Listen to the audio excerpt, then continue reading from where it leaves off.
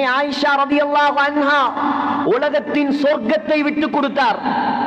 உலகத்தின் சொர்க்கம், உலகத்தில் அல்லாஹ் மஹ்ஷர் மைதானத்தை வைத்திருக்கிறான், அதுதான் பலஸ்தீன். உலகத்தில் அல்லாஹ் சொர்க்கத்தை வைத்திருக்கிறான், அதுதான் மதீனா. என்னுடைய கருத்தா இது? புகாரியுடைய ஹதீஸ், மா பைன பைதி வ மிம்பரி ரௌதத்தும் மின் ரியாதில் ஜன்னah. முஹம்மத் ஸல்லல்லாஹு அலைஹி வஸல்லம் உடைய மிம்பருக்கும் முஹம்மத் ஸல்லல்லாஹு அலைஹி வஸல்லம் உடைய வீட்டுக்கும் இடைப்பட்ட அந்த பகுதி சொன்னார்கள் சுவர்க்கத்தின் பூங்காவனம். அது நமக்கு விளங்குறண்டா ஒயிட் கார்பெட் என்று சொன்னா விளங்கும். இந்த ஒயிட் கார்பெட் இப்ப ஒயிட் கார்பெட் எல்லாம் இல்ல, எல்லாமே பச்சை கார்பெட் தான். ரௌதா ஒயிட் கார்பெட்டாக மாறிட்டு. சகோதரர்களே, கண்ணியமானவர்களே, பெயரை சரியாக சொல்ல வேண்டும். அந்த சுவர்க்கத்து பூஞ்சோலையில் அடக்கம் செய்யப்பட்ட முதலாவது நபர் முஹம்மத் ஸல்லல்லாஹு அலைஹி வஸல்லம். அந்த சுவர்க்கத்தில், உலகத்தின் சொர்க்கத்தில் இரண்டாவது அடக்கப்பட்டவர் அபூபக்கர் சித்தீக் ரலியல்லாஹு அன்ஹு. அந்த சுவர்க்கத்தில் மூணாவதாக ஒரு இடம் இருந்தது. அந்த இடத்தை அன்னை ஆயிஷா தனக்காக வைத்திருந்தார்.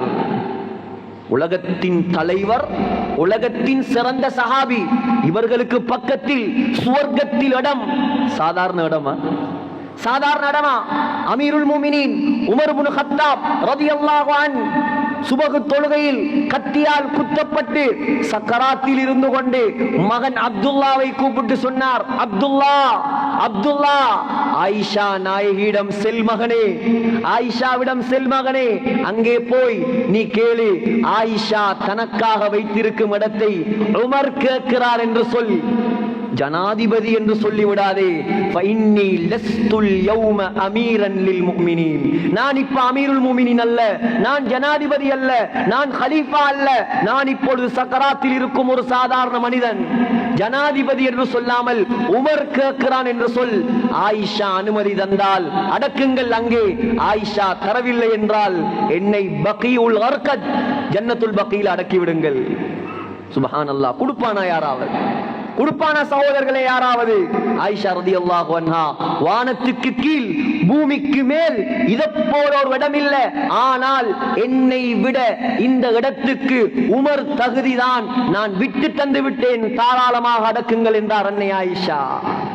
அதுதான் உலகம் அழியும் வரைக்கும் அந்த ஆயிஷாவுடைய பெயர் மங்காது ரலியல்லாஹு அன்ஹா. ஆனால் கேவலம் கூட பிறந்த நானாவும் தம்பியும் 2 அடி காணிக்காக 20 வருஷமாக பேசாமல் இருக்கிறான். ஆயிஷா சொர்க்கத்தை விட்டு கொடுத்தார், இவன் அழிந்து போகும் துனியாவுக்கு சண்டை பிடிக்கிறான் 20 வருஷமா.